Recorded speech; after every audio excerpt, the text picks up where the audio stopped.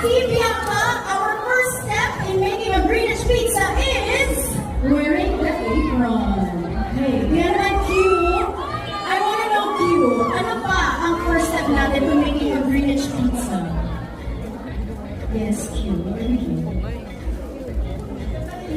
So, of course, mga G-Fam, we're all about keeping it safe and clean. So, ayan, naka-apron na tayo. And of course, kailangan natin mag-gloves para PG or ganap na nalapat ating pagiging pizza maker.